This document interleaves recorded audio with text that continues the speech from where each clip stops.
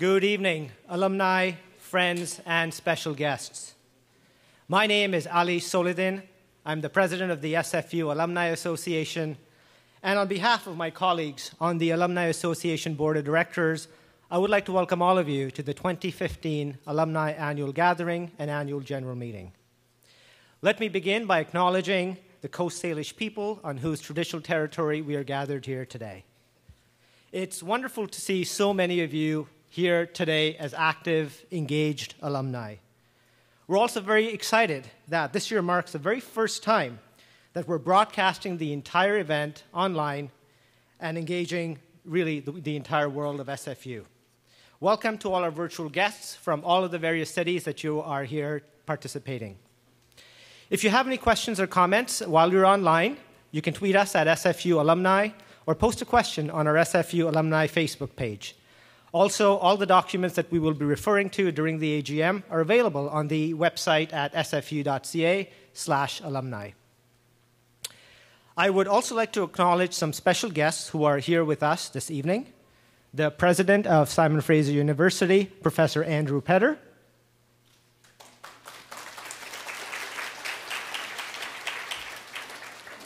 Chancellor Anne Giardini, who we are proud to say is an SFU alumna.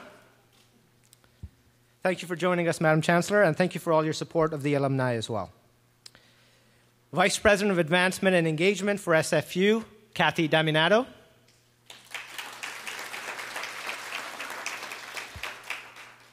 We also have with us a number of Outstanding Alumni Award recipients. Joel Bakan, May Burrows, Daryl Burnham, James Powell, and Alumni Association past president, Glenn Young. We also have with us charter alumni, Marilyn Bades, Donald DeMille, Peter Gowdy, Peter Canagan, and Barbara Valtuas. Thank you all for joining us.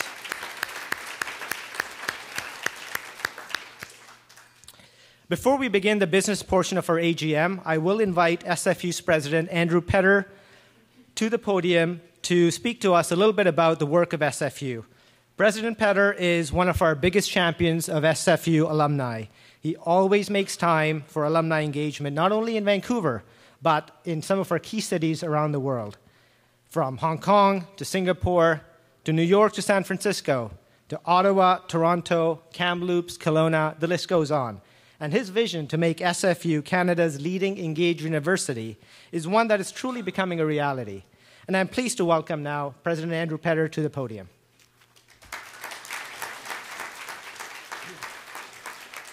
Well, thank you very much, Ali, and thanks for your leadership of the Alumni Association over the past year.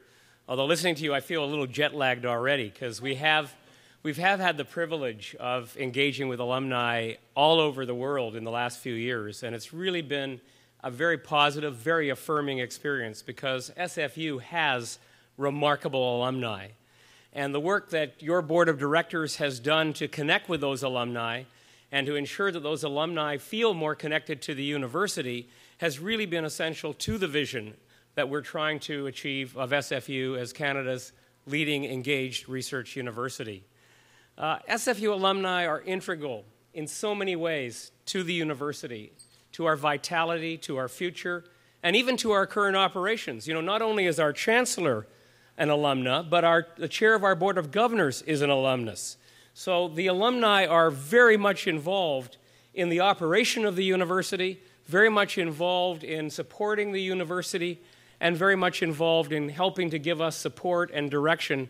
And it's just great to see this turnout here. It's such a sign of vitality of the university as a whole to know that we have a motivated and mobilized alumni base. And to be able to say to my friends around the world, who I've met in person in many cases, but not in all locations, to be able to welcome them to this meeting is an especial step forward for the Alumni Association and for the university. So thank you to the Alumni Association for making that possible. And like you, I want to welcome all alumni who are watching in wherever they are to this meeting and to the opportunity to engage with other alumni right around the world who have that commonality, that connection with SFU. You know, I'm so proud of SFU alumni, and wherever I go, that pride just increases, because alumni are contributing in so many amazing ways. It's truly extraordinary, and of course, we're going to hear from two outstanding alumni tonight, but I know just talking to many of you in this room, the things that you're doing in your professional lives, but also in your personal lives, are quite extraordinary, and they make us proud of you and proud of the university that helped to equip you to make those contributions. But just as we're proud of you, I want you to know that you do have reason to be proud of your alma mater, to be proud of SFU. This September is going to mark our 50th anniversary. Everyone should circle September 9th on your calendars, because that's the actual day on which we'll be celebrating the 50th anniversary of SFU. We're going to try not to have a full midlife crisis, but we will have a full-blown celebration. And there'll be an opportunity during the day to have a more formal acknowledgement of that birthday, and in the evening, I hope you will help and come together and gather on the mountain, relive a little bit of that experience, not too much of that experience for your charter alumni, but a little bit of that experience of being students, and connect with SFU and with each other. The 50th anniversary, however, is also an opportunity to take stock about the university, to look back at our history and to consider how far we've come. And the reality is that the university has, over those 50 years, made incredible headway. I mean, we are a 3-campus university now that serves some 30,000 students. We have over 130,000 alumni in over 130 countries around the world. But I want you to know we're not giving up. Every year, we're trying to take further strides and trying to make more progress. And I think it's fair to say that as a result of that, the reputation and profile of the university, its standing around the world, has grown over those 50 years. And that's good news for SFU, but it's also good news for you. For as our reputation grows, it really strengthens the value of your SFU degree and the gratification you can gain, the pride you can take in your association with this university. Now, rankings aren't everything, but when the rankings are good, I don't want to overlook them.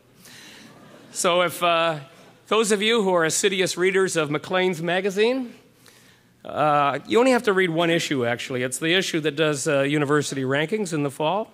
You will have noticed that SFU again was ranked Canada's #1 comprehensive research university in Canada, and for that you can be very proud. That makes 7 years in a row that SFU has been ranked in the top 2. If you look at global rankings, we're still under 50. We're going to take satisfaction in the fact that we're still ranked with other universities under 50. And in that club, we're ranked by QS 16th in the world and 3rd in North America amongst universities under 50 years of age. That's quite extraordinary for a university that has really grown over the last 50 years to have that kind of world recognition and that kind of world ranking. Over the past year, there have been some really exciting developments, and let me just review only a few of them. But if you come up on the mountain now, one thing you'll notice that's different, even if you were there just a year ago, is there's now an observatory on top of the mountain, a little small observatory right next to Strand Hall. It's called the Trottier Observatory, and it's an observatory that provides a hub for a whole bunch of science outreach programs. We're reaching out to kids in schools all over the Lower Mainland to interest them in science through astronomy.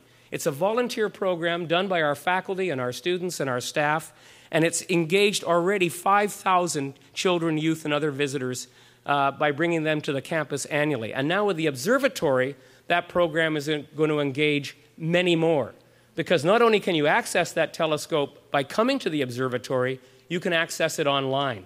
And that means many more students, not only in the Lower Mainland, but around the world, will be able to enjoy the opportunity to learn more about science, to get turned on by the opportunity to understand more about the stars and about science in general, and perhaps come to Simon Fraser University as a result of that initiative. You know, on the night we opened it, 1,500 people showed up. I don't know how they all got through that little observatory, but somehow they managed it. We're also making strides in areas like innovation and entrepreneurship. We boast Canada's first university-wide student incubator program. Any student who has an idea that they'd like to create a business, they can come and have it evaluated. And they can get advice and be given direction. Any student who's interested in gaining entrepreneurial skills, not even because they want to create a business, but just because they're good skills to have. As of this year, we've introduced an entrepreneurship certificate program that allows any student in the university, could be a history student, could be a student in communication, they can gain some entrepreneurial knowledge and skills through that program. And we've extended our business incubator and accelerator programs nationally and internationally. In fact, we got a major grant from the federal government along with Ryerson University to set up a national incubator accelerator in digital technologies, $10 million in contribution. And that in turn is going to link to an incubator and accelerator that we're partnered in Bombay and the Bombay Stock Exchange at Mumbai, India, which will allow young entrepreneurs in India, in Canada, both on the East Coast and the West Coast to, well, Toronto's not quite in the East Coast, in central Canada and the West Coast, to connect and link and to gain knowledge from each other and to have their innovations and their ideas go to market in each other's jurisdiction. And while we're enabling non-business students to gain some knowledge about business and entrepreneurship, with business students, we're suggesting business students learn more about how they can contribute to society in all sorts of other ways. So at Radius, our social innovation lab, business students are challenged to use their business knowledge to address social and environmental issues. And just recently, we got a major contribution to extend that to help Aboriginal peoples and Aboriginal communities to deal with some of the issues that they face and assist them in their economic and social development. Now, speaking of environmental issues, SFU this year introduced Canada's first Bachelor of Environment degree, a degree that brings together science and social science to equip students with the knowledge they need to not only understand environmental challenges, but actually to get out and address the solutions that are needed to overcome some of the major environmental challenges we face. In terms of Indigenous rights and issues, we have made a major effort to welcome more Indigenous students to SFU and to support them to ensure they succeed. So if you come to the Burnaby campus, again, I invite you to check out our new Indigenous Student Center, a center that brings together our elders programs and our support networks to really assist Indigenous students to succeed at Simon Fraser University. Well, I could go on, but I won't, because all of these are simply examples of the vision that we have. And that vision, as I hope you know by now, because it's about 3 years since it was released, is that of an engaged university defined by its dynamic integration of innovative education, cutting-edge research, and far-reaching community engagement. That's the vision that continues to animate us, that makes us work every day to try to do more, to serve the community, to do more to be that engaged university that we believe we are, but can be even more of in the future. And you know what really excites me when I talk to alumni is alumni exemplify that same value of engagement and of commitment.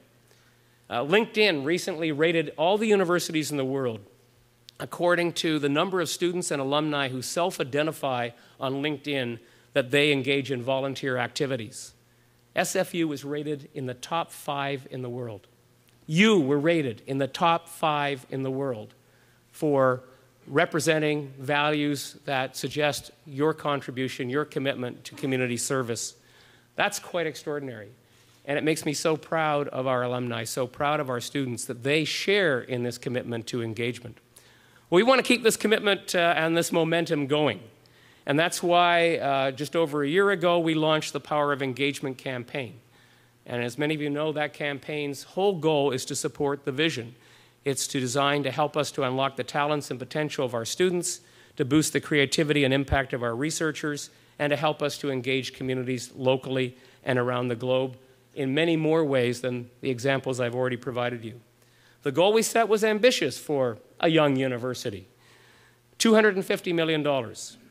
And as of tonight, I'm proud to say that we have raised, stay tuned, $178 million. We're $178 million towards that $250 million goal. And the other thing I can tell you is that the largest share of those contributions have come from alumni. Alumni have really stepped up and said that they want to support the university. And I want to thank you, and I want to thank all alumni for the support that you have given to that campaign. If you haven't had a chance to do so yet, I obviously want to encourage you to consider doing so. Your support, but not only your monetary support, your support for SFU is absolutely critical to fulfilling our vision as Canada's engaged university. And that support doesn't just come in monetary ways, as I say. It comes in many other ways. In fact, alumni are our best ambassadors, locally and globally. You help to build our reputation through your achievements. You help to make connections for the university. And you give back in so many ways. I talk to co-op students who have found co-op positions because of alumni. I talk to students who've come to SFU because alumni have told them that SFU is the university that they should choose. I've talked to students who tell me that they have been able to succeed at university because of the mentorship, and in some cases because of the financial support they've gotten because of a bursary, for example, that was established by alumni. All those contributions make a huge difference to our success and to the success of our students.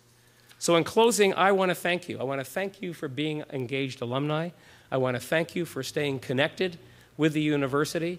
And I want to thank the Alumni Association for its leadership in ensuring that our Alumni Association and the alumni membership is more vital and more dynamic today than it has ever been in the last 50 years.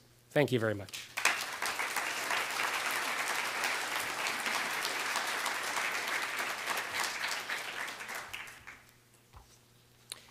Thank you, President Petter, for sharing the exciting initiatives that are taking place at SFU and how SFU truly is engaging the world. I'd like to acknowledge a couple of other individuals who have joined us in the room today who are prominent SFU alumni. We have with us the chair of the Board of Governors for Simon Fraser University, Bill Cunningham, who is a proud SFU alumni as well as Chris Hilliard, past president of the SFU Alumni Association. Thanks for joining us.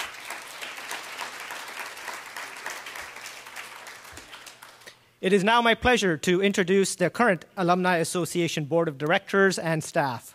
I will request each board member to please stand and remain standing as their names are announced.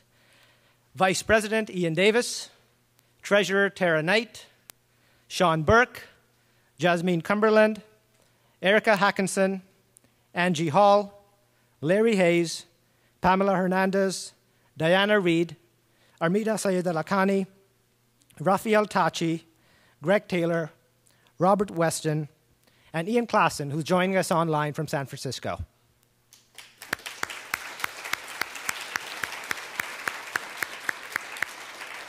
And supporting our board of directors is the wonderful alumni relations staff, led by new executive director John Grant, who is a familiar face, actually, for most of us. John's worked with Alumni Office and our board for the past 5 years.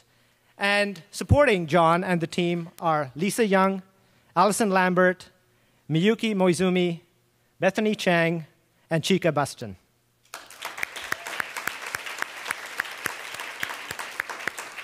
I would also like to acknowledge Julie Sato, who is here with us today. Julie held the role of executive director until December of last year and celebrated a 20-year career with SFU, and was also recognized with the SFU Staff Lifetime Achievement Award. Thank you, Julie, for joining us today and for all your contributions.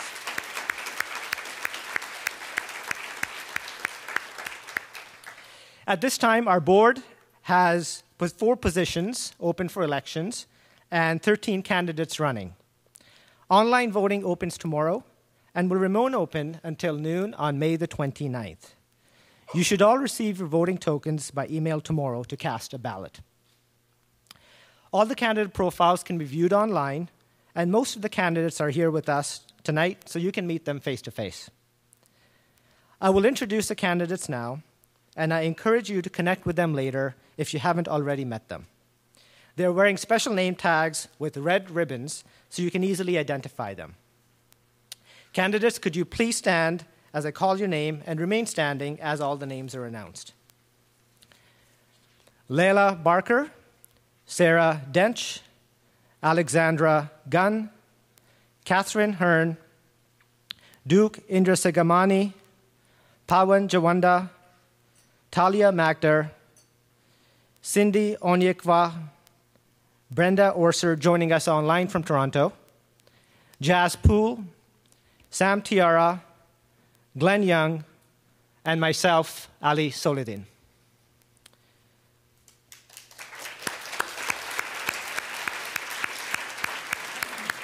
Thank you all for your desire to run for the board, and all the best in the upcoming elections.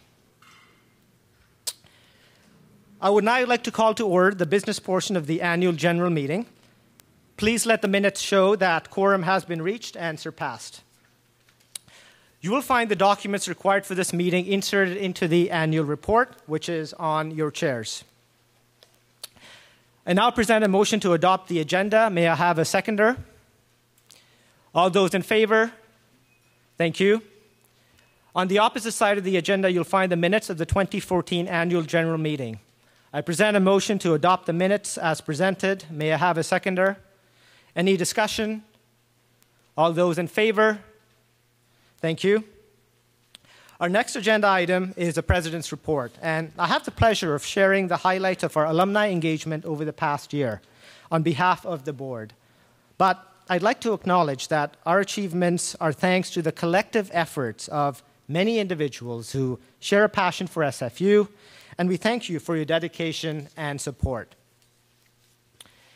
In 2011, the SFU Alumni Association developed the very first Alumni Engagement Strategic Plan, a 5-year outlook that identified 4 areas of focus. These areas helped to guide our activities in partnership with the university to build a strong culture of alumni engagement. The first key area of focus is to build partnerships and to expand and strengthen alumni engagement. So far, nearly 50 alumni champions have been identified across campus in faculties, departments, and other units who are working to plan and coordinate alumni initiatives, including events, advisory council, mentorship programs, and other initiatives. And our funding grants that have been distributed for the Alumni Association to help support students and alumni initiatives have grown. They've grown to nearly $20,000 this year, which is an 89% increase over last year alone. And through the help of our partners and volunteers who are here tonight, we hosted 62 events around the world for alumni in 18 cities last year. The second area of focus is to provide a more personalized and targeted alumni engagement. Thanks to the introduction of a new database, we've been able to better customize and segment our communications, which has resulted in stronger response rates to our messages. And I would say that tonight's record attendance is a testament to that as well. We've developed partnerships with departments and programs to develop targeted programming specific to their alumni. And we've also begun working on a special project that will help bring you opportunities to connect with your fellow alumni while also staying connected with SFU. We're embarking on this special partnership with a leading online social networking site to provide the ability for you to connect with your peers while also supporting our students and the university as a whole. The third area is to harness potential and to really provide programs and services that help students and alumni learn, grow, and succeed. We've partnered more closely with career services to expand programs for current and future alumni, including the development and introduction of a new program called Professional and Career Transitions. This helps senior students identify how to best transition into the workplace. Our affinity mortgage broker partner, Dreyer Group Mortgages, has been offering educational webinars to help alumni learn more about topics such as purchasing your first home, when it's appropriate to refinance, how to qualify for a mortgage if you're an entrepreneur, for example. The final area of focus is on building a pipeline of students who will be engaged graduates. Students are a future alumni, and we need to tap into them. So we're working closely with student services to help infuse more alumni into the student experience as mentors and advisors that inspire students and to help them recognize how to be successful post-graduation and to really learn the benefits of being active, engaged alumni. Our social media channels have proven to be very effective in helping to raise the profile of the Alumni Association amongst the young students. And we've also been actively involving students to attend many of our events, such as our signature Outstanding Alumni Awards and our Young Alumni programs. So, as we approach the 50th anniversary, we've got some incredible momentum that will help propel us towards the next 50 years. And we're excited to have you join us on this journey and to help propel our growth. But we can't continue that momentum without you. So tonight, I'm hopeful that you will be keen to continue helping us make this community, this great community of SFU alumni, even stronger. As President Petter mentioned, you are our greatest ambassadors. And so here are a few practical things that you can do to stay involved and to spread the word. Consider submitting a nomination for someone you know who is deserving of an Outstanding Alumni Award. We have 4 Outstanding Alumni Award recipients here tonight, and they'll speak to the award and what it's meant to them as well. Vote in our upcoming board elections. That's an important part of the democratic process. Nominate a fellow grad to be a candidate on the board of directors for the next election cycle, or run for yourself. Consider making a contribution to the university's Power of Engagement campaign. Share your insights with the board and the staff about new ideas that we should explore further to enhance our sense of community and engagement. Speak with myself or one of our board members and share your thoughts and suggestions. And help open a door with an employer to help create new co-op opportunities for our students. And for unleashing that creative spirit inside of you, we've just launched an SFU song contest that provides you with an opportunity to leave a lasting legacy for future SFU generations. We want our alumni to help develop an original song or chant that speaks to the SFU community and SFU pride that we can infuse into SFU programs for years to come. We'll even award you $2,500 if you're selected. The only prerequisite is school spirit, a love of music, and a desire to contribute to SFU's legacy in a lasting way. The deadline for nominations and submissions is May 31st, and voting will open June the 15th. So if you want to find out more, go to the 50th anniversary website, sfu.ca/50. So these are just a few examples of how you can become involved and stay involved. The 50th anniversary is a milestone for us, a milestone for SFU. And milestones are opportunities to help us, to help galvanize us, and the many alumni at events as possible. So please use your networks to spread the word, get involved, and stay engaged throughout the entire year and beyond. So September 9th is a big date. That's the date that we've selected for the official commemoration of SFU's 50th anniversary.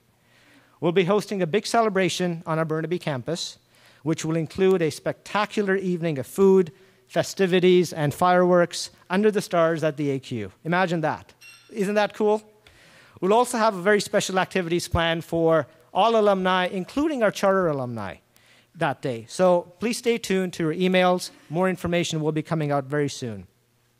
Now, there's certainly a lot more that we could talk about, and I encourage you to review the annual report for more details and to speak with me or a board member afterwards to find out more. I know I speak for all of our board members when I say that we look forward to bringing you many more opportunities to engage with SFU and your fellow alumni during this special anniversary period. I would now like to invite our treasurer, Tara Knight, to present the financial statements.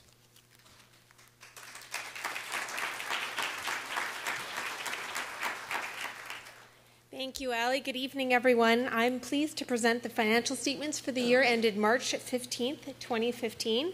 If you can please refer to the inside pages in your AGM program for a copy. That statement of operations is on the inside of the financial statements. I'd like to extend the board's thanks first to Mario Nicoli of David Curl Chartered Accountants and staff in the Alumni Relations Office for helping to prepare these statements. And I'd first like to direct your attention to the Statement of Operations on the center right page. As you'll see under revenues, our primary source of income comes from affinity programs and event sponsorships and ticket sales. Affinity programs include the Alumni Association, MasterCard, Bank of Montreal, the life, health, and dental insurance from Manulife Financial, home and auto insurance from TD Insurance Meloche Manex, degree frames from Leader Frames, and mortgage services from the Dreyer Group Mortgages. Affinity programs provide alumni and their families with value-added services, while at the same time generating much-needed revenue for our association. Thank you to all the alumni who participate in these programs. By doing so, you're not only taking advantage of great products and services offered at competitive prices, but you're also helping to provide essential funding to support alumni programs and services like we've been talking about tonight. You'll also notice that total revenues have grown to a historic high this year, and that's of course due to your increased revenues from our affinity programs and significant special contribution of $50,000 provided by our affinity partner, BMO Bank of Montreal, in support of SFU's 50th anniversary activities. As a result, you can see at the bottom of the statement of operations this year, our revenues exceed our expenditures by $132,817. This surplus is included in the association's unrestricted net assets of $540,921, which you'll find on the bottom of the statement of financial position on the center left page. I now present the motion to accept the final financial statements for the year ended March 31st, 2015. Can I have a seconder? Thank you. Are there any questions or any online? No? All those in favor? Thank you very much. As treasurer, I'd also like to take this opportunity to thank the sponsors who make events like this possible. Some of our sponsors are with us tonight, and I'd like to ask them to please stand and give us a wave when I call their name. Our premier sponsor for tonight's event is TD Insurance Meloche Monex, provider of the Alumni's Home and Auto Insurance Program. Unfortunately, they were not able to join us this evening, but they do have a booth set up outside with more information about their specific services for alumni. We have Carmelita Mano from Toronto, representing Manulife Financial.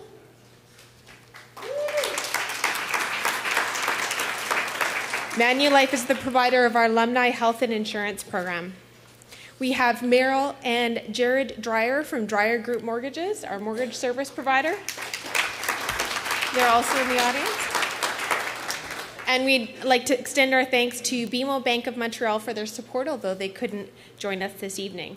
So let's give one last hand to the incredible support from all of our sponsors and for alumni who choose those services and products that make a difference to this Alumni Association.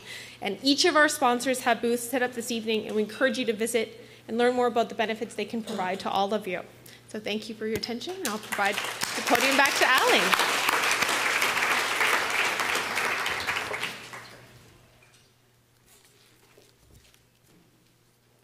Thank you, Tara. This concludes the business portion of our AGM. If you have any questions about the Alumni Association or its activities, I encourage you to contact us afterwards. I now present the motion to adjourn. May I have a seconder? Discussion? All those in favor? Meeting adjourned.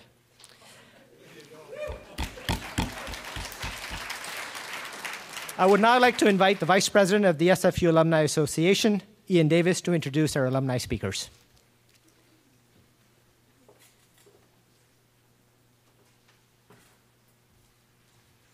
I don't know about you guys, but I'm stuck in this song thing right now. I'm thinking to myself, song, SFU, hilltops. Anyway, sorry, I'm digressing right now. Ali, thank you, and good evening, everybody. As we prepare for SFU's 50th anniversary, we're taking a closer look at our history and the moments in time that influenced the direction that we've moved in to become the university we are today. Anyone who's read the book Radical Campus, or those of you in the audience who were in the area in the 1960s and 70s, will likely remember SFU's history was infused with students, faculty, and staff speaking out on important issues of the day. It was common to see public demonstrations that students organized to speak out and have their voices and opinions heard. It didn't always result in the outcome that was anticipated, though in many cases their demonstrations caught the attention of administration and the broader community, and change did occur. This is partly the genesis of SFU's radical campus reputation. As we watch the news now, this trend is increasing around the globe as citizens speak out for change. Last year we saw historic protests demanding democracy in Hong Kong, political unrest in the Ukraine, and all recently, the unrest in Baltimore. Tonight we're pleased to have two of our Outstanding Alumni Award recipients here to share their personal stories on how they've taken something that they were passionate about and practically share their message to increase awareness and build a community of change makers around them. Following their presentations, we'll have a brief question and answer period, moderated by our Chancellor, Anne Giardini, who herself is recognized as a change maker in both her leadership in Canadian business and global philanthropy. Tonight's speakers' profiles are included in your print program, so I'll keep my introductions brief. In 2010, the Alumni Association awarded May Burrows the Outstanding Alumni Award for service to the community. May is known as a builder of bridges between environmental, labor, community groups to promote the health of the environment. She continues to work actively with affected communities to help them reduce their risk from toxins, including occupational health and safety committees, unions, school districts, municipalities, and First Nations. She's received numerous awards in recognition of her efforts, including the Queen's Diamond Jubilee Medal. In 2012, Joel Bakan was recognized by the SFU Alumni Association with the Outstanding Alumni Award for Professional Achievement. As an internationally renowned law professor and expert commentator in constitutional law, commercial law, Joel's worked on landmark legal cases and government policy and served frequently as a media commentator. His critically acclaimed international bestseller, The Corporation, The Pathological Pursuit of Profit and Power, was published in over 20 languages and inspired the award-winning documentary film, The Corporation. So please join me now in welcoming our first speaker to the stage, May Burrows. May?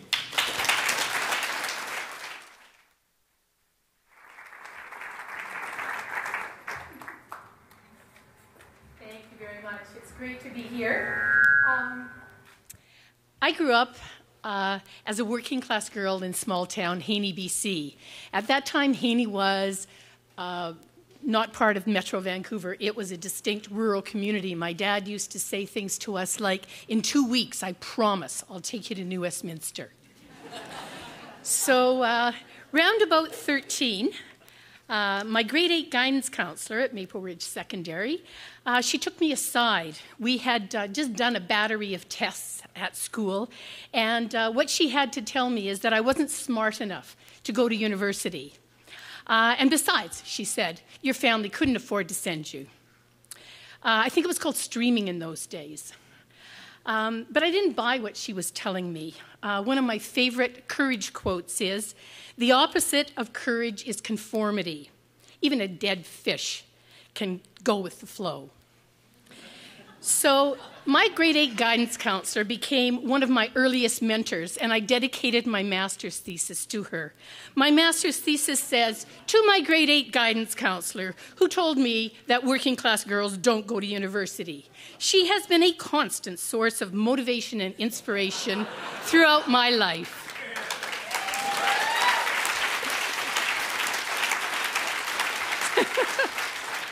Oh, I thought this was going to be fun. So I listened to my own voice. And when I first went to the new university, it was definitely made for people like myself from towns like Haney in the Fraser Valley. I was drawn to the strong and independent women writers of the Victorian era. They were using their pens to speak out against injustices, and they themselves were very nonconformist. I had a particular affinity for Jane Austen. And one of the things she said is, there is a stubbornness about me that can never bear to be frightened at the will of others. My courage always rises at every attempt to intimidate me. So recognize it when you're being intimidated. Recognize what it feels like to be intimidated and be determined to listen to your own voice. And it's an important thing to remember in this bullying culture that we live in now.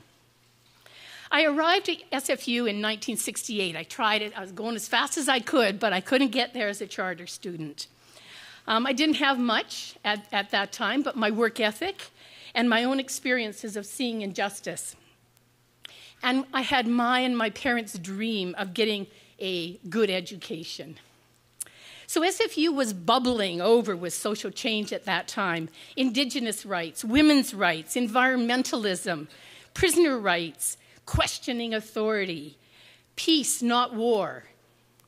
Not only did we think we could change the world, but we felt it was our responsibility to do so. My education was both a right and a privilege. And I have had the opportunities to use my education for socially progressive work, including prison reform, adult literacy, farm worker rights, workplace health and safety, prevent cancer, as well as working on many environmental issues long before environmentalism is the trendy thing that it is today. I want to focus on some of my river work. My passion for rivers springs from my childhood in Haney. The rivers were an important part of our lives. There's many rivers that run through Haney, the Alouette, the Fraser, the Pitt. We'd wait for my dad to come home from work so he could take us for a swim in the Alouette at Davison's pool. And he'd say, yep, the only thing in life that's free is the rivers. So one of the things that I want to say tonight is that I think people need a spiritual source to fuel their passion and courage, and rivers and my family were that for me and are that for me today.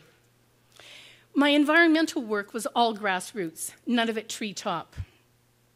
I worked with the Fishermen's Union and local groups wherever there was a river. One project was doing marsh reclamation in the Fraser River. The marshes are extremely important habitat for salmon on their journeys, both at the beginning and the end of their lives. And the abandoned logs on the Fraser River would destroy the habitats for those migrating salmon. So we did reclamation projects where we'd get the logs and other garbage taken off the marshes. But the logs would always come back because of public policy and because of economics. We could do as much as we wanted, but the logs would always come back. So we sort of explored this, and we saw that the logs were actually worth a lot of money, but the log salvers, the guys who tow the logs in the Fraser River, they couldn't afford to tow them to the one log depot that existed on the whole lower Fraser.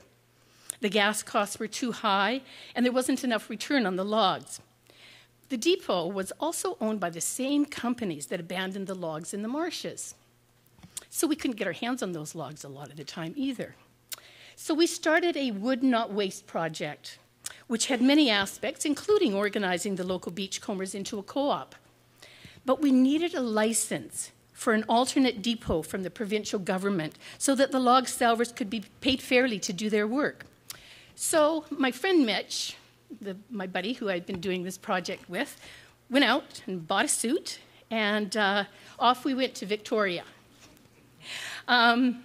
We had a good couple other people with us, a numbers guy that really knew logs, and a couple others, and we had a tremendous presentation to make, but the two bureaucrats were kind of passive that day, and I think maybe sometimes I was wondering if they were wondering how long this meeting was going to last.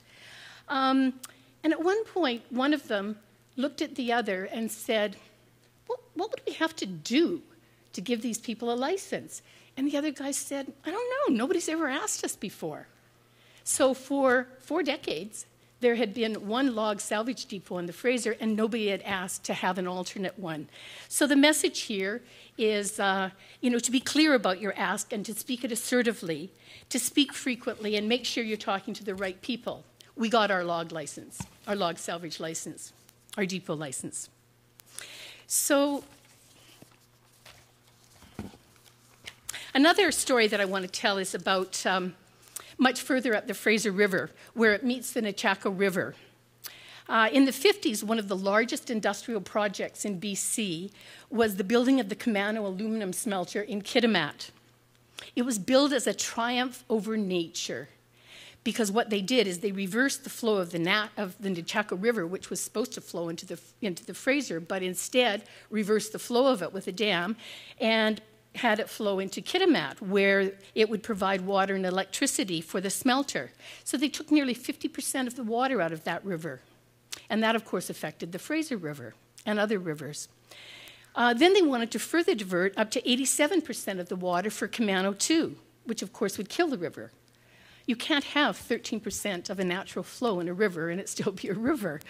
That would destroy fish diversity, affect the rights and culture of many First Nations people, affect the livelihood of fishers, farmers, cattlemen, pulp and paper workers, guides and outfitters, and many local communities, both in BC's coast as well as the Fraser Basin. So courage in those days meant making the circle as big as possible to affect both the federal and provincial governments to stop Camano 2. Courage meant for me to go to every rod and gun club and every local meeting that I could find to try to convince people that this was their issue too. It meant working with people who were really quite different than me. But we had to find common ground, and the river was that common ground. We had to find scientists and lawyers and talk show hosts. We're the ones that got Rafe Mayer engaged on this issue, and he really did a lot to affect the outcomes, and other media champions. But this one wasn't only about healthy river systems. It was about making government accountable to the lives of ordinary people, not just a large multinational corporation that wasn't even providing the promised jobs that allowed it to have the license to extract the water. It's about being a woman in a room of big boys. Brian Tobin was the fisheries minister. Brian Mulroney was the prime minister and the first to politicize government oversight. There was John Chrétien, Mosa Hoda, Greg Halsey-Brandt, and of course Gordon Campbell and Mike Harcourt. So that's what courage meant, is speaking up and saying your piece to them. Strong personalities, egos, politics. It was about standing up to people that were very derisive oftentimes and were very trying to be humiliating and intimidating. They said it couldn't be done. The water diversion had to go ahead. It was about people who had a million reasons and $1 million for why the water diversion was inevitable. It was about all the rights that Alcan had over our rivers. So it was about courage. I think this is one of the really important things about courage, is that you do something because it's more important than about you. It's more important than your tiredness. It's more important than your fears. That's what courage is in a lot of situations. It's about critical thinking, research, and speaking out. And we won. Camano 2 was canceled. Alcan's been in the news again, front page this week. I think we'd call it regulatory capture. What's happened is the provincial government has allowed Alcan to hire one of our own provincial government Ministry of Environment staff members to work on Alcan, because Alcan wants an amendment to a pollution permit so that they can increase their sulfur dioxide emissions in the Kitimat watershed by 55%. Which, of course, would be very difficult considering the whole, it's a health issue, considering the other pollutants in that water, in that airshed, and the kind of industrial development that's going to happen. They want an appeal-proof permit. I guess they don't want anything canceled again. So right now, what's happening is a mom and a school teacher are showing the courage to speak out on this issue and challenge the amendment to the pollution permit. They're speaking out for kids and everyone's health. So what I want to do now is end my comments with some of the work that I'm doing today. Today, the work I'm involved in is destigmatizing mental health and addictions and trying to create public policy and health resources which support rather than demonize and shame and blame people who are facing their own health issues with addiction and mental health. While people bob their heads complacently when I say that mental health and addictions are a health, not a moral or a criminal justice issue, we still have the destructive war on drugs happening and mostly privatized health care. We still have prohibition and guns and black markets and gangs and young people caught up in all this. We still have harshness and the notion that bottoming out is somehow a healthy thing to do so that you can get better. Recently, I was at a very high-profile meeting aimed at dealing with addictions in the workplace. There were two very esteemed and credentialed doctors who gave the keynote addresses, which were the same old, one-size-fits-all treatment, punish, blame, shun as a treatment mode, and then send people off to mostly user pay facilities, which would be very hard on their family's income and their own sort of survival, as opposed to going to the universal health care system, which doesn't mostly treat people in these situations. So I saw a lot of people rolling their eyes during this meeting, grimacing, even my own colleagues. But when the Q&A came, silence. You could have heard a pin drop. Nobody got up. Nobody said anything. The lawyers on my side, nobody got up. So I did. I was feeling shaky, and I felt a little nauseous. And really, you know, when you do these kind of things and you're the only voice, you feel like a freak sometimes. You know, like, why do I have to keep doing this? I'd see judgment and pity on people's faces because of me contradicting important people with all their credentials. But after the meeting, it's all pats on the back. Thank you. Oh, you spoke so diplomatically and graciously. We're so grateful. And more important, and most important of all, it triggered a series of meetings where the convening organization, a national organization, and others took a look at their policies and shifted them to ones that create a lot more healthy space for people struggling with addictions. So it was worthwhile. And I want to end by saying, remember, when you see that tall tree in the forest, remember, it was just a little nut holding her space once.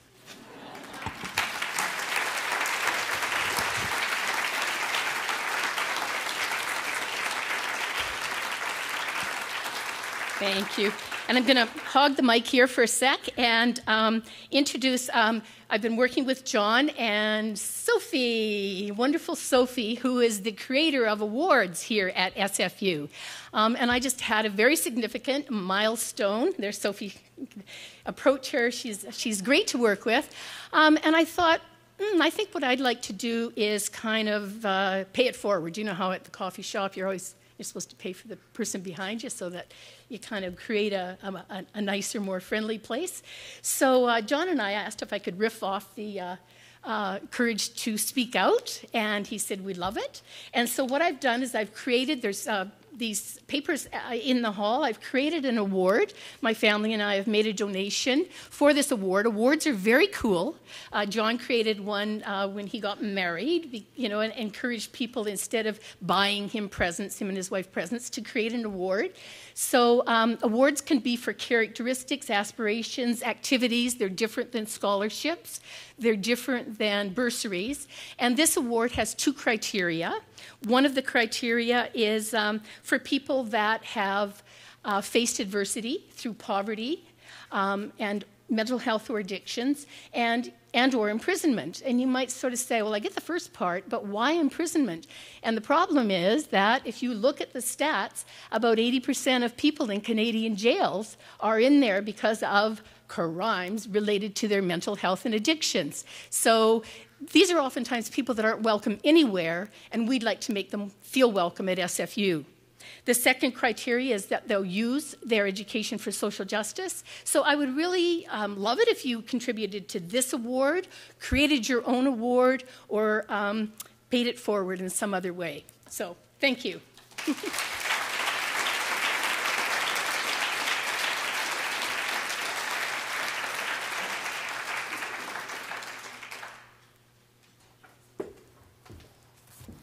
Next. All right. Well, Chancellor Giardini and Presidents Petter and Solden and Vice President Davis, thank you for your introduction. Members of the Alumni Board, fellow SFU alumni. It's nice to say fellow SFU alumni. It's a very nice feeling. I feel like I'm part of the group. It's nice. Because I often speak to, say, groups of CEOs and business schools and things like that, and I don't always feel quite as warm and fuzzy as I do here. So thank you all, those of you who are in the room and those of you who are joining us virtually. It's really an honor to be here to speak to you. I want to thank you, May, for a really inspiring talk, for the great work that you do, and for this great scholarship, which I've got my checkbook with me, and I encourage everybody else in the room, pull out your checkbooks and support the scholarship. It's fantastic. And speaking of thanks, I want to, I guess, begin by saying how grateful I am for the 4 years that I spent at SFU. What I remember most, and I wasn't there during the early radical charter years, but what I remember most was that even when I was there in the 1980s, it was a place that really strived to do things differently, to challenge the usual, to create a tradition of being untraditional. And I see that with the engaged university idea, it still is continuing to do this. And I think that explains why over its under 50-year life, it's produced so many fabulous alumni who do remarkable things with their lives, with their work, who speak courageously, like May, on issues that matter. Now, in terms of my own work over a career that now spans almost as long as SFU has existed. It feels like, actually about half that, about 25 years.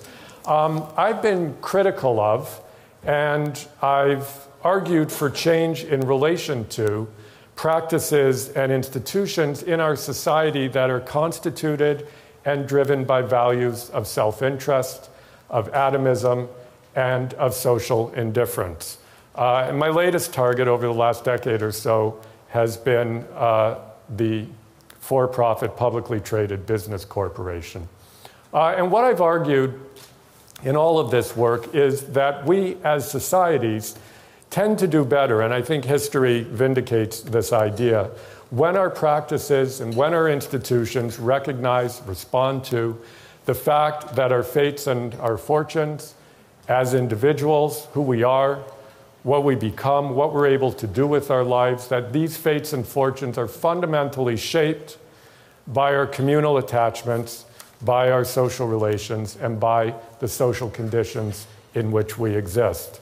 And my book and film, The Corporation, my more recent book, Childhood Under Siege, develops these themes and speaks out, to use the phrase, not so much against corporations and business, but rather against the idea that corporations and their largely self-interested values should be as influential as they are in shaping the nature of our societies, our laws, our policies, our practices, our schools, dare I say our universities, our rivers, our natural environment. And at the risk of being immodest, because I was told by John that I find these personal things really difficult. I don't like talking about myself. I don't think I'm particularly courageous, so I don't really have a good personal story. But for what it's worth, what I want to say at the risk of being immodest is that I believe the work that I've done are good examples of speaking out and having an impact. And so what I was asked to do was try to give you some sense of how speaking out might be done effectively. And so I want to, in a way, you know, being a law professor, I want to use the corporation as a case study to try to give you some insight about speaking out more generally. So these projects, they reached large and diverse audiences. They promoted debate and discussion about important social issues. And I believe that they have played some positive role in propelling positive social change. The corporation film, as was mentioned, was translated into 20 languages. It won 26 awards, including Best Documentary at Sundance Film Festival. It played 330 cities in the United States and all across Canada, and on and on and on. The book was a bestseller. So they were successful. A lot of people read the book. A lot of people watched the film in a lot of countries. Even the Harvard Business Review, the Economist magazine, the Wall Street journals all lauded the book and the film. They said it was seminal. They said it was important.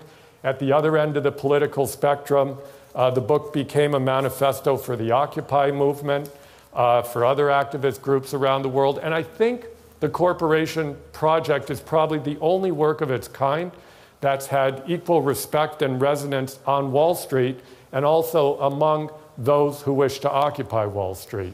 It was, I think, it feels like one of my greatest achievements that I managed to reach both of these audiences, which all raises the question, why was this project successful? Why was the Corporation Film and Book successful? A question that I think is relevant and one that I'll use to try to give you some insight into how speaking out can be effective. It's also something I'm currently very interested in because I'm working on a sequel and I'm hoping it will be as successful as the first one. Like, you know, Pirates of the Caribbean.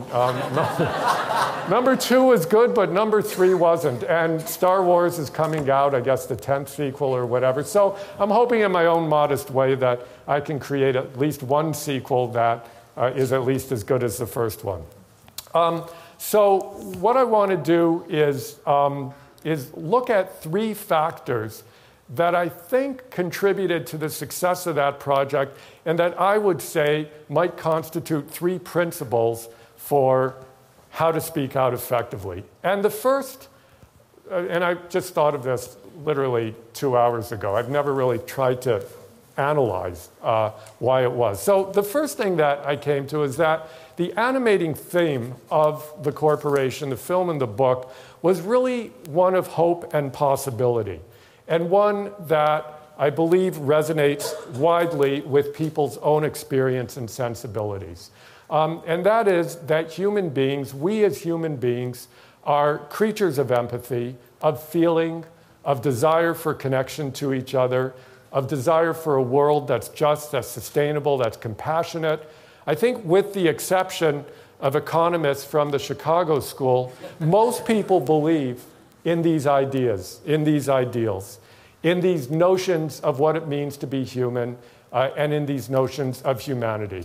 And my experience in making the film, talking to everybody from CEOs to activists, was that this was something people had in common. And I made it very clear in the book and the film that we weren't going after the people in corporations, because I think people in corporations or in unions or churches or on the street are all pretty much the same.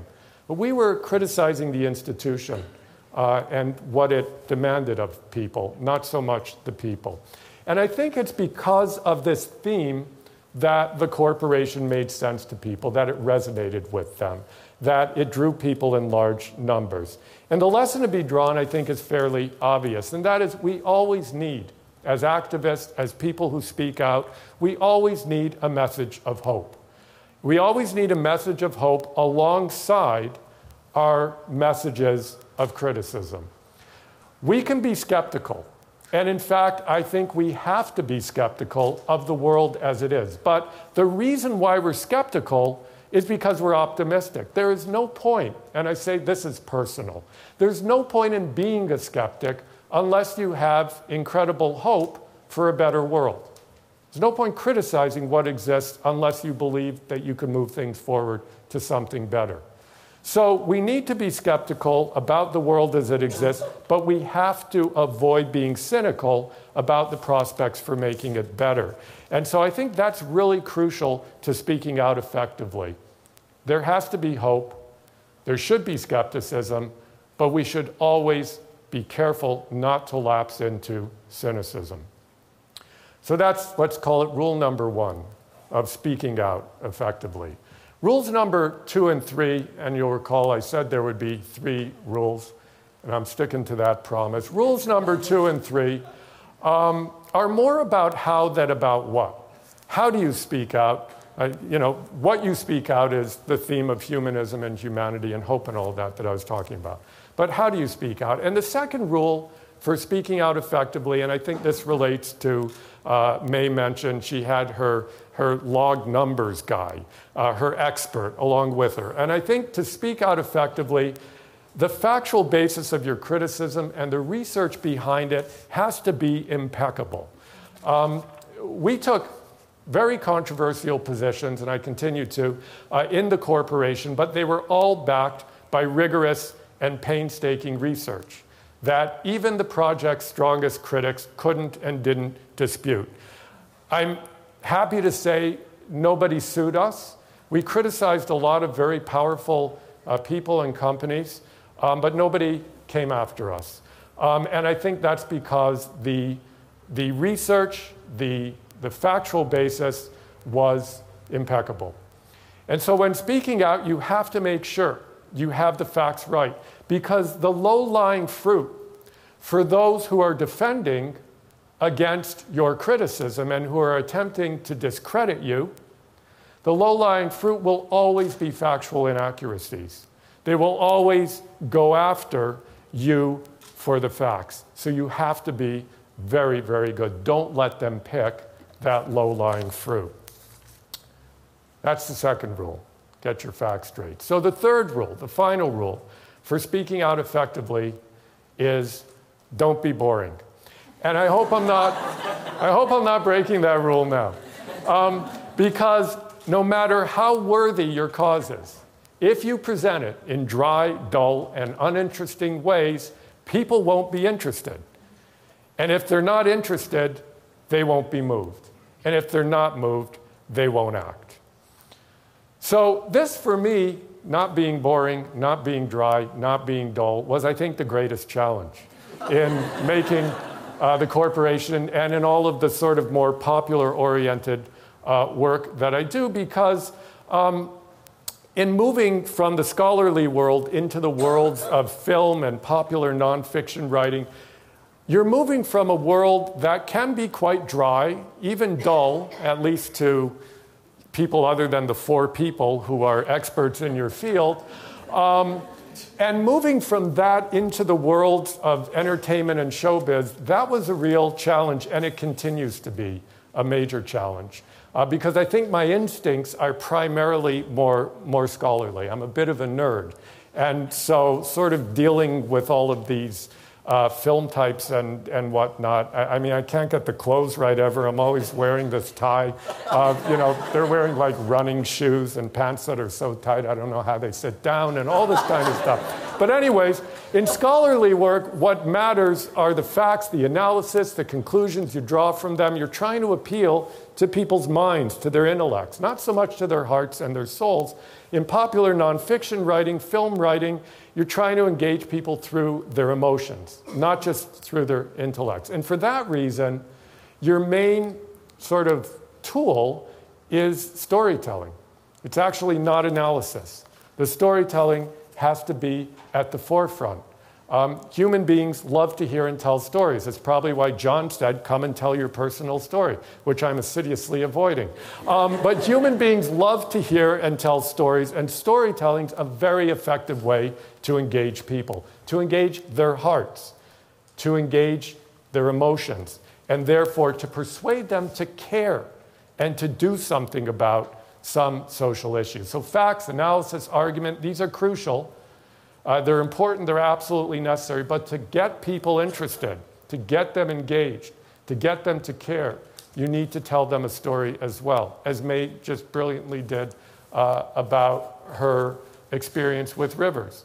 That gets you to care about rivers in a way that hearing a bunch of facts about algae growth or pollution content or whatever, you'll be concerned, but you won't care in the same way. I'm going to remember that story. And it's going to be attached to concern about rivers. So we tried in the corporation to do exactly that, to tell emotional, poignant, funny, compelling stories. And we snuck the facts in around those stories. We snuck the analyses in, the arguments in, around and through those stories. And that, I believe, was key to the project's success. So there you have it, my 3-part formula for speaking out effectively. Just tick them off as you do them. Appeal to people's innate hopes and concerns. Make sure you get your facts right. And wrap those facts and your analyses and arguments in stories that have emotional as well as intellectual appeal. There's the formula, at least the formula on the basis of my experience. So with that, go and speak out. Go and change the world. Thank you very much.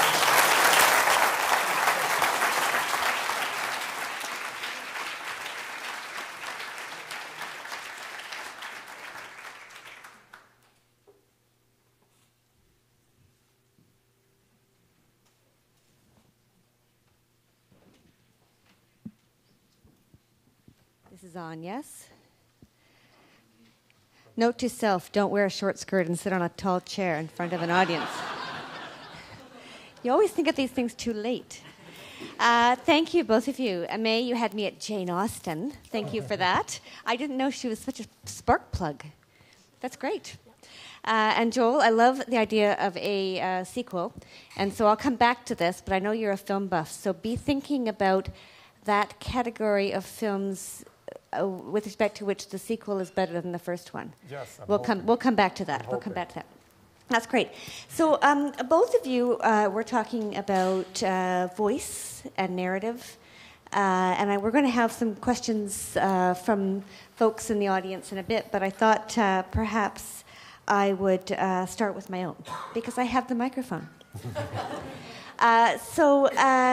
You're probably both familiar with the Edelman Trust Index, and I'll tell you a little bit about it, and some in the room may know of it. But it's an annual trust questionnaire that goes out to, I think, 26 or so countries, including Canada, and measures how trustful or mistrustful people are of different institutions and authority figures.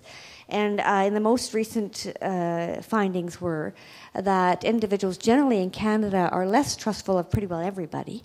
And the two categories that do best are environmental organizations, and this is great for SFU, university professor expert types. So we still trust the universities, that's good. And environmental organizations come out well too. So the question I have is this, what is it about the narrative that those two groups are presenting that you think make us trust them more?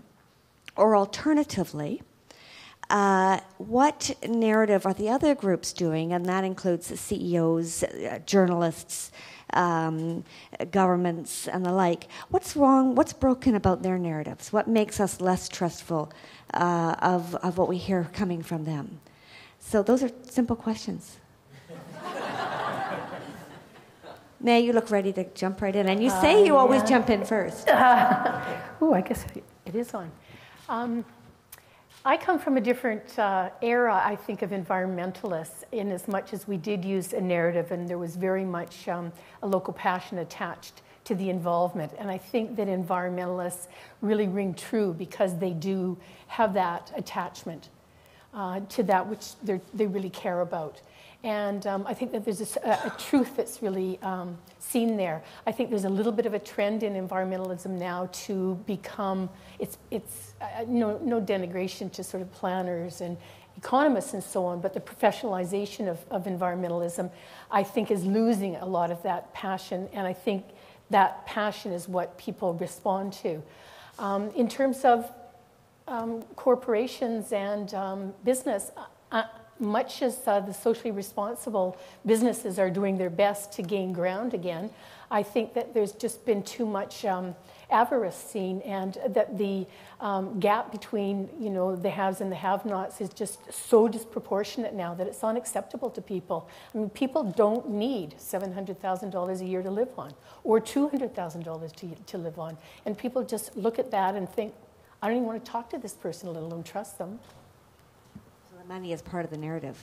Or the money in the backdrop and past of 1 in 5 children in British Columbia living in poverty. Yeah. And I've seen those kids living in poverty, and it's poor. And yet they often don't have the voice. Well, that's when people, they don't have a voice, but people know they exist. The existence of what it is like to live in poverty is well known to people, and it just blows my mind that people feel like they have to have more all the time, because you don't. Joel, want to jump in? Sure. I think we've gone through a period in our history, the last 30 years, where we've been told by media, by CEOs, by companies, by government, that economic values, and particularly the economic values of markets, that self-interest, that economic accumulation, that these values are going to take us to a good society. That, call it neoliberalism, or as George Soros does, market fundamentalism, call it what you want. It's a phenomenon that's very identifiable. And so what we've seen is a folding in during this time of various professions, law, accounting, politics, into this logic of economic value and valuation. And other values, like justice, like equality, like ending poverty, pushed to the sides. In the meantime, we've seen people get poor. We've seen climate change run rampant. We've seen the environment degraded. People are seeing that this set of ideas and practices isn't working. They aren't working. And I think what that index suggests is that they're actually starting to see through the myths that have been propagated. They're seeing that the world is actually getting worse in terms of measures of equality, social justice, environmentalism. They're seeing companies kind of trying to react with corporate social responsibility, but they're also seeing that those companies are limited by their obligations to their shareholders to produce wealth for them. And so the contradictions are becoming patent rather than latent. And I think that's what that trust index is suggesting. Yeah, I heard a great quote about a week ago. The opposite of poverty is not wealth. The opposite of poverty is justice. So there's a justice narrative running through this as well. Now, I'd like to turn the opportunity to ask questions over to the audience. And if anyone's watching online and has a question, you can tweet your questions to @SFU Alumni. So we can receive questions by tweets. This is remarkable. So I think there's a roving mic in the audience, and I see a hand over here. Oh, you have a mic. There's a hand over here with a question right in the middle here. Or you have the first question over here. Go ahead, yes. Hello. This is a question for Mr. Bakan. I'm interested in the environmental investment besides Simon Fraser University. We invest in Simon Fraser, but if we want to invest in a company, a corporation, then do you have any basic suggestions as to how we would vet certain companies?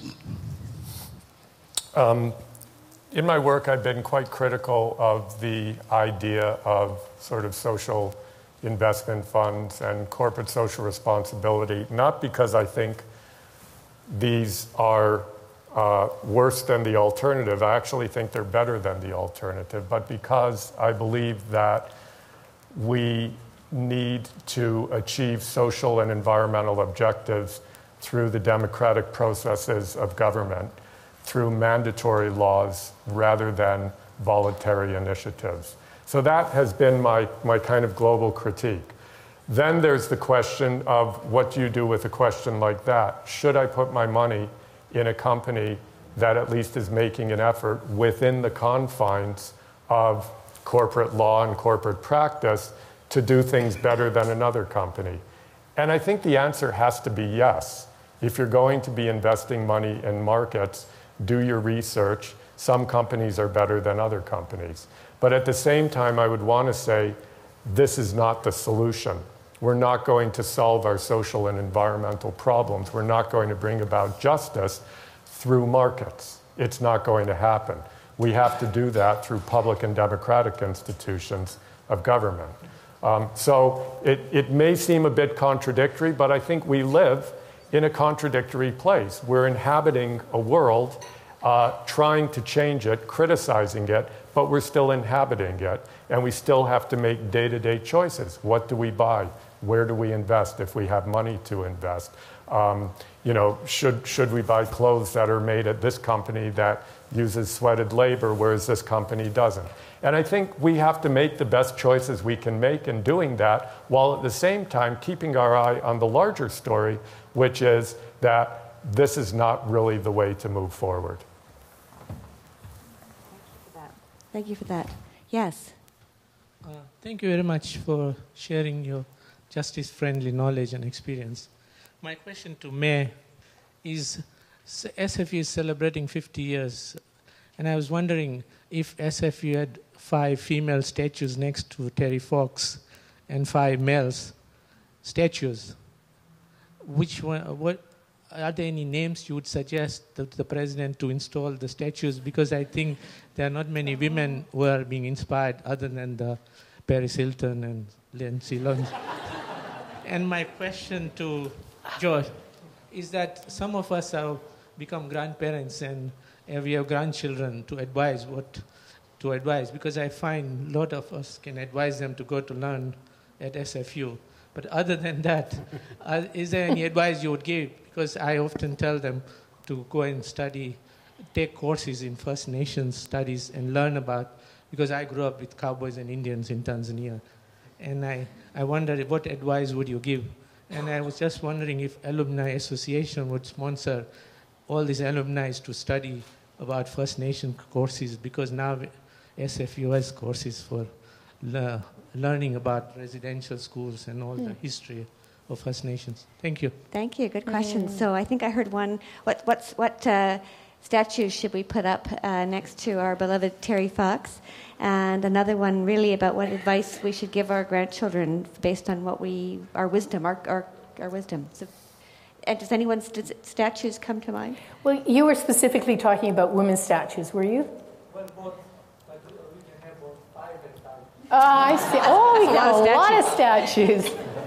Well, you know, I think combing some of the outstanding alumni list is a very good thing to do. I think of people like Dr. Nadine Caron, who's an outstanding doctor, Aboriginal woman, has really done a lot for bringing some equity to healthcare in her area, and she's an outstanding researcher.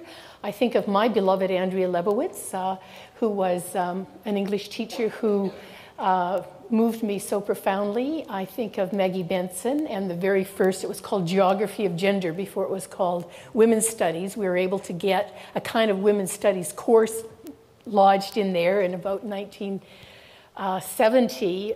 We couldn't call it women's studies, but we got the geography department to put on a Geography of Gender course.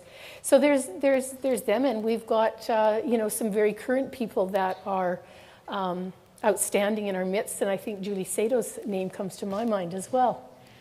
Great. We're going to have after the song contest, we'll have a statue contest. That's a good idea. It would be fun. That'll be the next one. Yeah. Each generation. Oh, is that what you're thinking? Each decade. Oh, that's very interesting. Yes. I'll be really brief. I mean, do you have grandchildren? No. Do I? No. No. But I do. But I do have children. And what I've learned is that they don't listen to advice. I have 2 teenage children, and I've been working hard with the help of my wife. We've been working with each other to try to stop advising our children, because what we find is it makes us very frustrated and unhappy, and it makes them do the opposite. So, but having said that, in a utopian world where they actually listen to my advice, I would say if I were thinking about advising young people politically, I would say get involved in large P politics. And I know that's very uncool these days. What I said to Occupy, I'll just say this. I was asked to speak at a lot of the Occupy camps. And when I went and spoke at the Occupy camps, what I said to them is, you shouldn't just be occupying the streets. You should be occupying government. That's what we're supposed to do in a democracy. We, the people, are supposed to occupy government. So, but needless to say, they didn't listen. There you go. That is the fundamental flaw in all advice giving. There's no obligation to actually take it. Is there a hand over here with a question? Yes. My question is a follow-up to Joel's comment earlier about the idea, and I think you just kind of repeated it, the idea that we should be focused more on the globally on the politics and get involved in the democratic processes and making law. My question to you is law sometimes tends to be a lagging indicator of where social justice and social movements are. So it strikes me as focusing on norms and behavior and beliefs becomes an area of bigger emphasis in a sense, because it tends to drive where the law goes.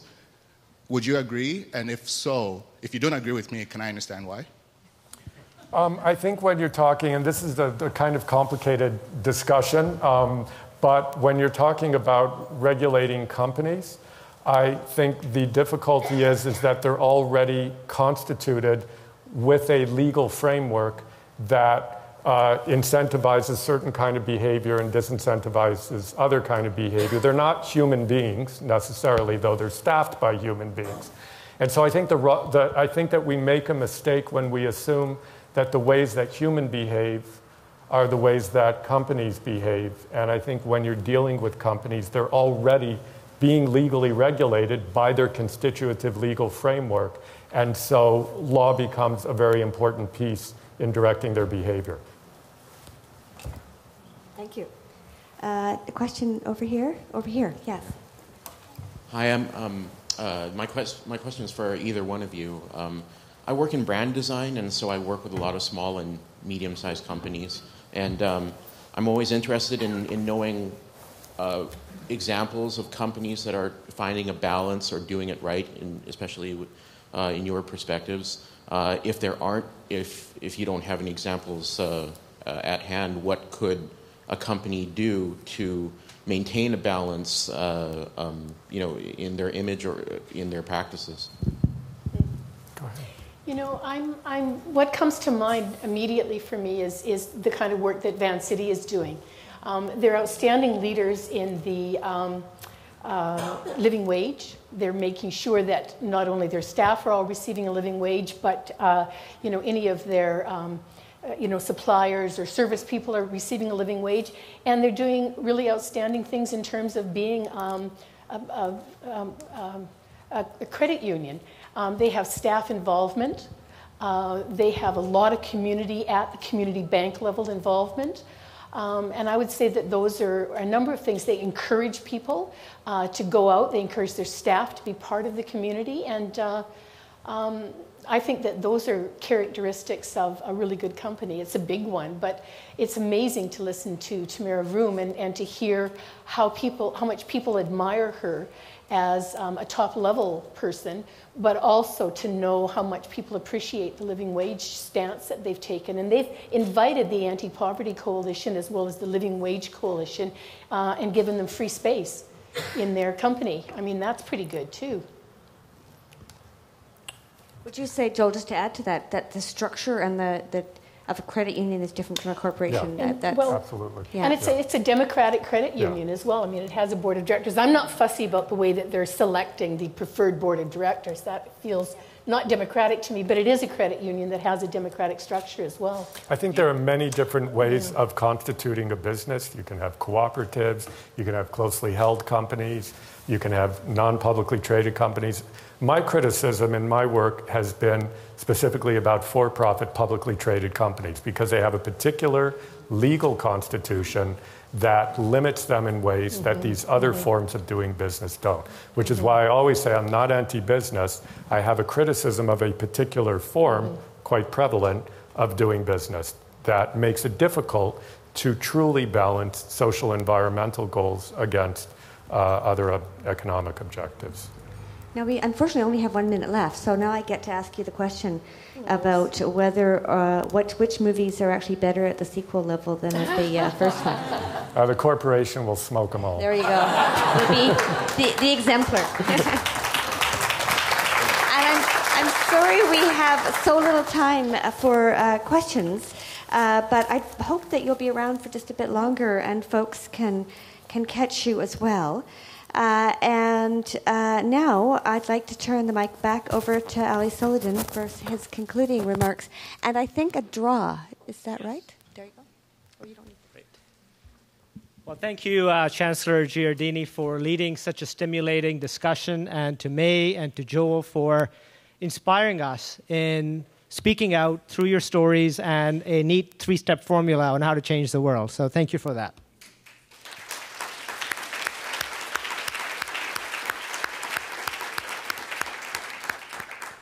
I would now like to invite Treasurer Tara Knight to help me with the prize draws.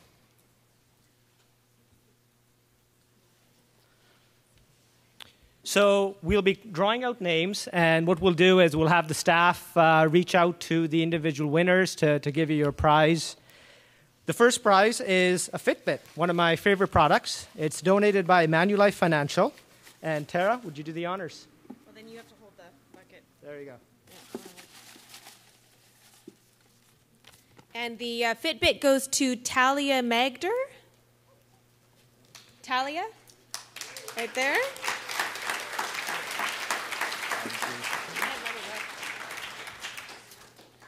All right, so the next draw prize is a set of JVC Extreme Stereo headphones, donated by the Dreyer Group.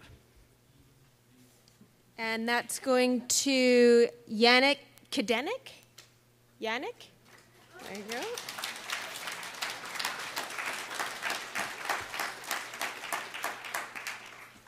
Now, our next prize is by TD Insurance Melosh Monex, and they have donated a great golf gear prize pack.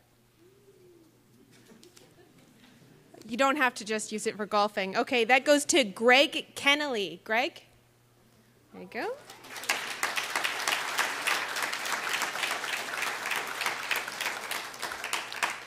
So the next 3 prize packs have been donated by the Vancouver Whitecaps Football Club.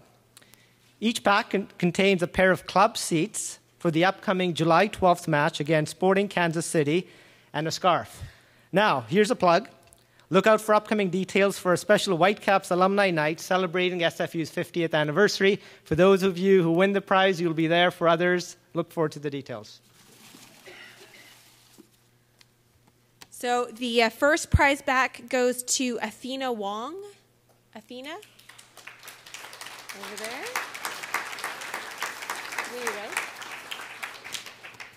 The second prize pack also goes to Athena Wong, but Athena, you can only win once.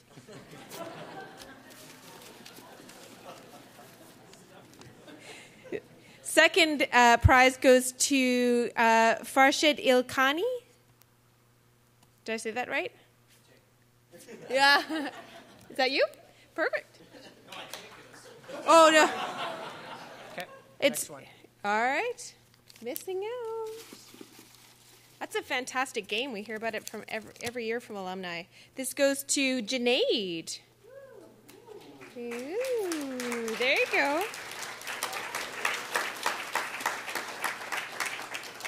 And your last chance to win tickets goes to Pavel Grigoriev. Grigoriev? Pavel?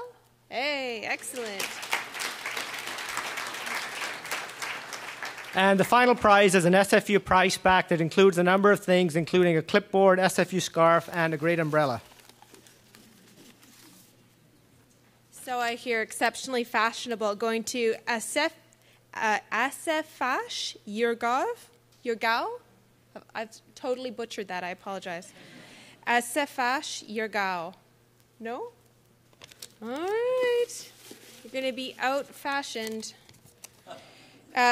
Bo Inthapanya. Hey!